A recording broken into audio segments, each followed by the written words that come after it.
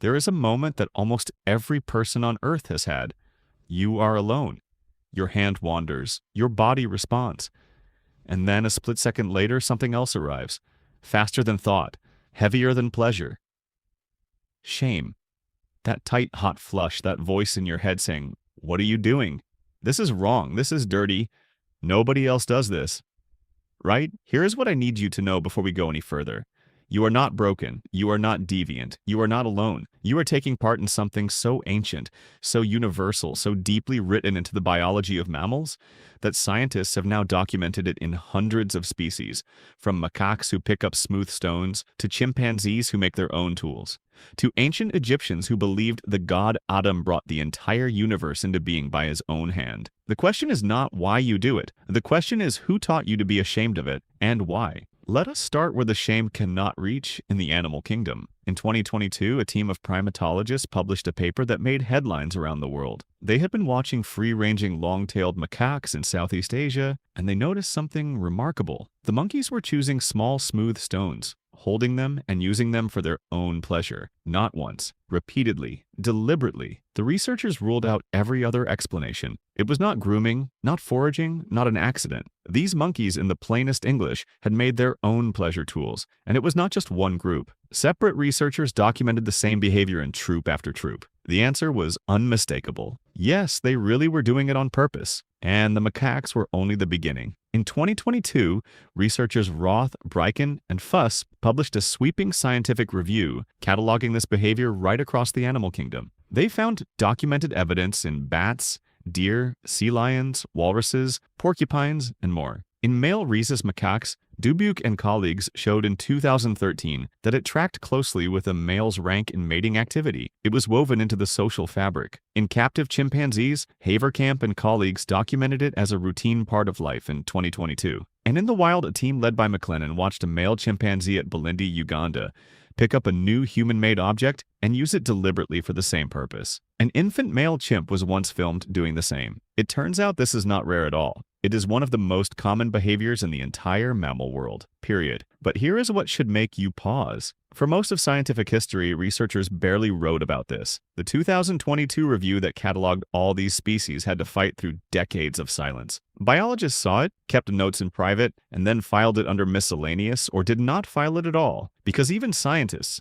people in lab coats trained to be objective, carried the same shame you were taught in silence. The evidence was always there. We just refused to look at it. So if your whole life you felt like some kind of secret exception, some lonely oddity, you were never the outlier. The blind spot was the culture itself. Now go back much further. Before classrooms, before religions, before anyone told you what your hands were allowed to do. In the earliest human settlements, in the Neolithic revolution roughly 10,000 years ago, something extraordinary happened with the human body and its image. Archaeologists working in the southern Levant, modern-day Jordan and Israel, uncovered pestles and mortars at a site called WF16 that were deliberately carved as fertility symbols, buried in ritual places.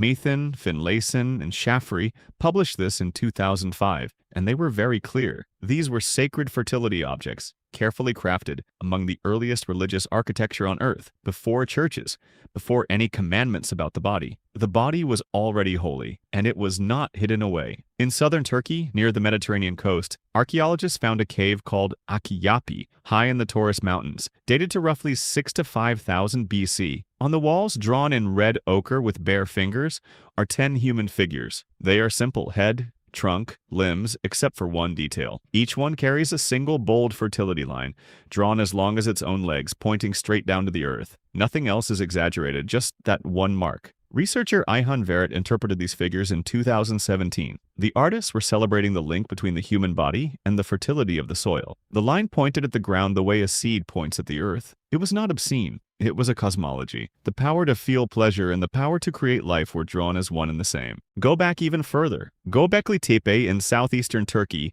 dated to 10 to 9,000 BC, is the oldest known temple complex on Earth, older than Stonehenge by 6,000 years, older than agriculture, and it is covered in fertility imagery, carved stone pillars and human figures, the body rendered openly in stone. Emre Yurttaş, in a 2025 paper in the Cambridge Archaeological Journal, argued through a queer feminist lens that these were never symbols of domination at all. They were conduits of ecstatic spiritual experience, objects of transcendence, bridges between this world and whatever came next. At Nevalı Çori and Karahantepe, the same imagery appears again and again. For the people who built the first sacred spaces on Earth, the body was not shameful, it was divine. And then there is Egypt. In the oldest creation myth that survives from any civilization, the Heliopolitan cosmogony recorded in the pyramid texts around 2700 BC, the universe begins with the god Atum, alone on a mound of earth, rising from the watery chaos called None. He has nothing, no partner, no helper. And what does Atum do? Alone by his own hand, he brings forth the first two gods, Shu, the air, and Tefnut, the moisture. The entire universe in the oldest Egyptian telling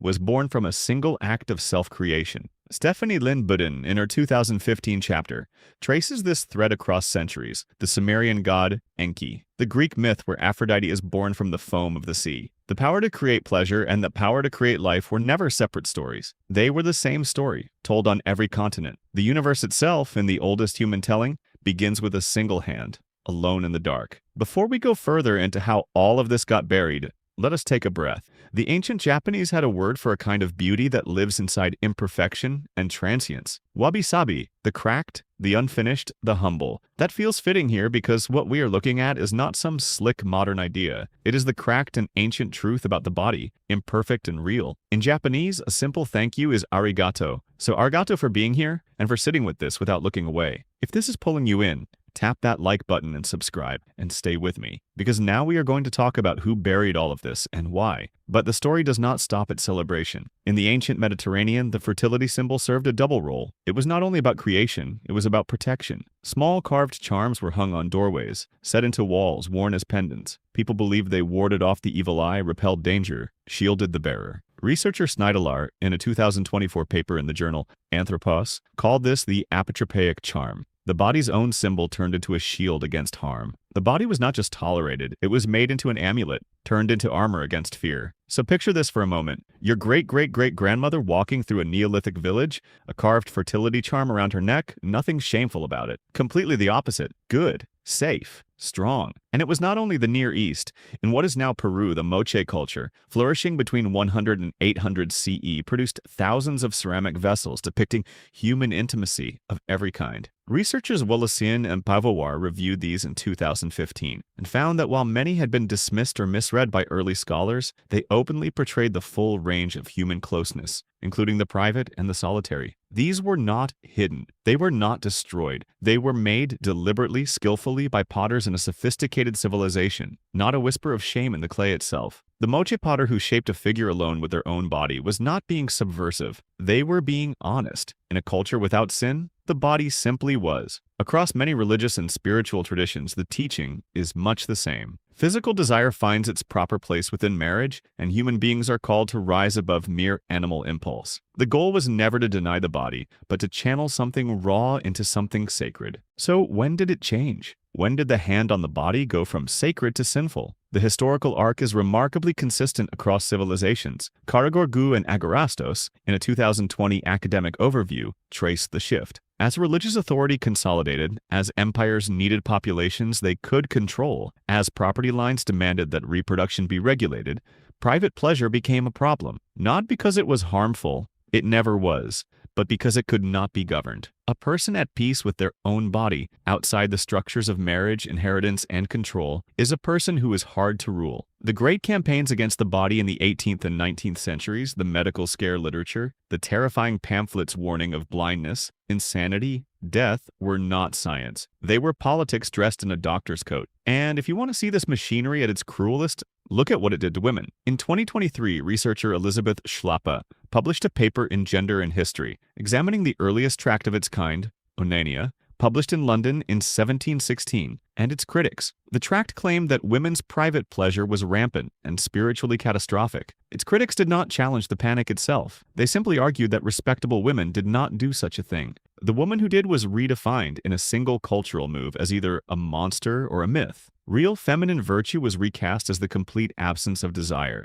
and any woman whose body did not fit that fiction was cast out of the category of real woman entirely. This was not health, this was control, and it worked for centuries. So go back to that moment at the very beginning. You alone, a quiet impulse and shame arriving like a slab. You were not breaking a natural law. You were breaking a manufactured one. Every macaque with a stone, every chimp with a stick, every Neolithic artist who carved the body into a temple wall, every Egyptian priest who recited the story of Adam and the birth of Shu and Tefnut, they all knew something that took a very long time and a very organized effort to bury. The body is not the enemy. The hand is not a crime. And the oldest story about where the universe came from is not a story about denial. It is a story about a god, alone in the dark, who created the sky by his own hand. The shame you carry was not born in you. It was installed, carefully, over centuries by people who understood that a person at peace with their own body is harder to control than a person at war with one. But secrets have a strange property. The more desperately they are kept, the more ordinary they turn out to be. You are not a sinner. You are not shameful. You are not broken.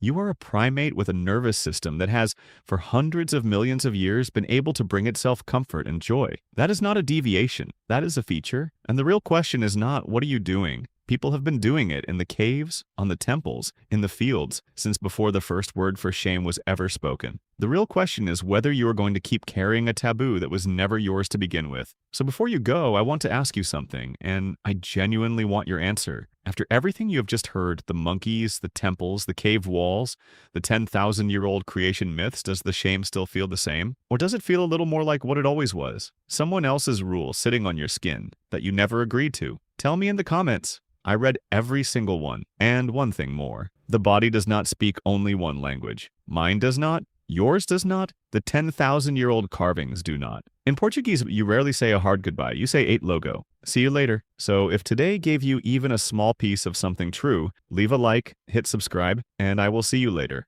8 logo.